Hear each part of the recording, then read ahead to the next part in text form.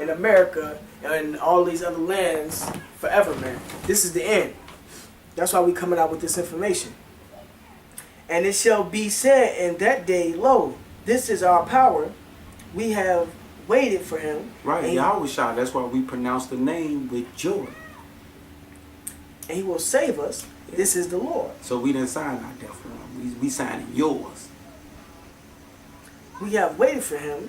We will be glad and rejoice in his salvation. Yeah. Only the elect gonna do it. Rest of you niggas gonna keep going along like it's a party and the world finna continue forever. You said take it to 10? Yeah. For in this mountain shall the hand of the Lord rest.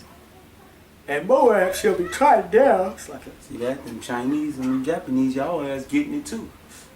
And you notice we cover all nations. And Moab shall be trodden down under him, even as a straw is trodden down from the dunghill. Right, and Moab is exchangeable for you got Moab and Ammon. So if you say Moab, that's Ammon too, because both of their ass run back to back. And yeah, I got something coming up for you Ammonite Moabites too. A lot of y'all history is shit too, true history, not a mystery. Okay.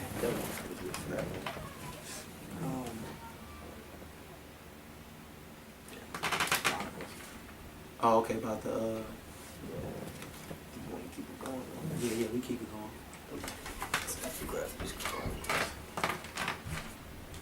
If I can get this Chronicles one. 12 and 32. First Chronicle? Yep. 12:32.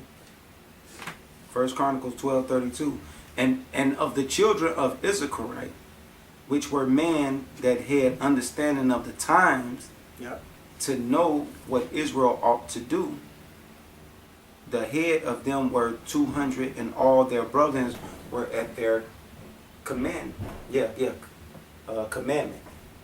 Yep. So really, all it's just saying is Issachar, which are the Mexicans, which are the Mayans. That's why you got something called the Mayan calendar in 2012, which told you what?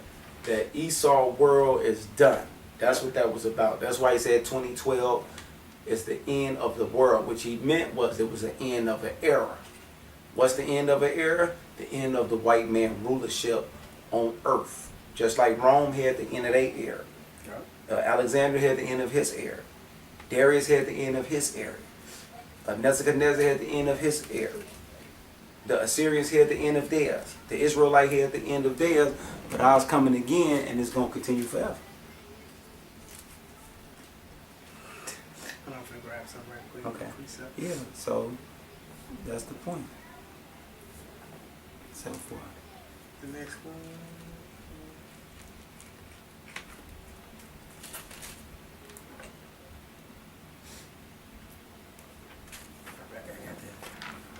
This is Daniel chapter 7, verse 18. But the saints of the Most High shall take the kingdom and possess the kingdom forever and ever and ever. Right, so the Lord finna have it to where when he come back, he gonna give us the kingdom. Because this right now, we living in the white man's kingdom. That's why we was brought up into slavery. Right, so when I say we get ours again, but forever, that go to scripture. What was it? Daniel 7 and 18. Alright, we page 8. Yeah, page 8. I'm trying to cross out this one for you.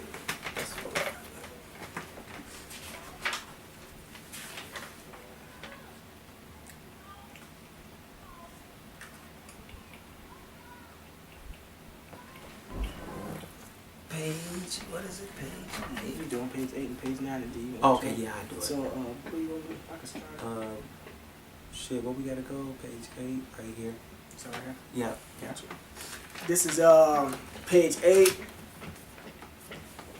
In my bag here, I have a foolproof method for controlling your black slaves. I guarantee every one of you that if installed correctly, it will control the slaves for at least 300 years. My method is simple. Any member of your family or your overseer can use it. I have outlined a number of differences among the slaves, and I take these differences and make them bigger. I use fear, distrust, and envy for control purposes. These methods have worked on my modest plantation in the West Indies, and it will work throughout the South. Take this simple little list of differences and think about them. On top of my list is age, but it is there only because it starts with an A. The second is color or shade. There is intelligence, size, sex, plantation status on plantations, attitude of owners, whether the slaves live in the valley, on the hill, east, west, north, south, have fine hair, coarse hair, or is tall or short. Right, so they use basic things to actually break us up, and y'all didn't live this, so we don't have to give an example. Right. But start up a little bit. He used age. It says, on top of my list is age. Right, so the age is put the old man versus the young man. Yep. So we're gonna show you the scriptures on what it say about old and young. Yep. Now I'm gonna do 1 Peter 5:1 first. I'm gonna go backwards because I see this how it's supposed to go. The elder which are among you I exalt. The 2 Peter 5:1. The elders which are among you I exalt, who I am also an elder, and a witness of the suffering of Yahushua, and also a partaker of the glory that shall be revealed. Feed the flock of God which is among you, feed the flock of God which is among you, taking the oversight thereof, not by constraint, but willingly, not of filthy lucre's sake, Yep. but of a ready mind, like what we doing. Neither as being lords over God's heritage, but being examples to the flock, you older guys and you young. And when the chief shepherd shall appear, he shall receive a crown of glory that fadeth not away. So that's why we got to be obedient to each other. Likewise, ye younger, submit yourself unto the elder. Ye all of you subject one to another, and be clothed with humility. For God resists the proud and giveth grace to the humble. So those two amongst us right there supposed to be kept. Humble thyself therefore under the mighty hand of God, that he may exalt you in due time. That's why everybody humble themselves. Cast all your cares upon him, for he cared for you. Be sober, be vigilant, because your adversary, the devil, as a roaring lion, walketh about, seeing whom he may devour.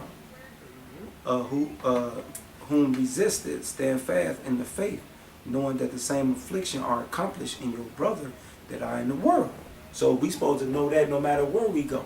Because you will try to take a slave, a younger slave, and take him to another plantation where it's all older jakes. Yep. And then think that the older jakes going to shun him out, or, oh man, look at him, they giving him more privilege or whatever. It ain't going to work because we all supposed to know them same laws. This is Deuteronomy chapter 32, verse 7. Remember the days of old, consider the years of many generations. Ask thy father, and he will shew thee, thy elders, and they will tell thee. Yeah, so that's supposed to be kept. What verse was that? Deuteronomy 32 and 7. Okay, this Ecclesiastes 34 and 10. This for the young guy. He that have no experience knoweth little. That's why he want to humble himself. But he that have traveled is full of prudence. When I have traveled, I saw many things, and I understood more than I can express. I was oftentimes in danger of death, yet I was delivered because of these things. How far I'm taking? I think probably just 10. Okay. So that's it. That's why the young man want to humble himself. Now what the old motherfucker 25 and 2? I got it. Okay. This Ecclesiastes chapter 25, verse 2. 3 sorts of men my soul hateth, and 6. Gotcha. And I am greatly offended at their life. A poor man that is proud, a rich man that is a liar, and an old adulterer that doteth. See that? So Yahushua don't like you old motherfuckers wasting all your time chasing these women, buying all these materialistic goods, playing like little kids and shit. If thou hast gathered nothing in thy youth. Right, and what we gather in salvation in our youth. We ain't 50, now one of us. How canst thou find anything in thine age? Exactly. Now you ain't got your might. Mental, physically, or spiritual. Oh, how commonly is a thing is judgment for gray hairs. See that? What commonly is a thing for a man of age. Go ahead. I'm sorry. Is judgment for gray hairs, Mm-hmm. and for ancient men to know counsel. Right. Now the counsel is the scriptures. See that? You old guys who don't know the scriptures, and you guys my age, I'm 34, a shame on you. Go ahead. It says, "Oh, how comely is the wisdom of old men and understanding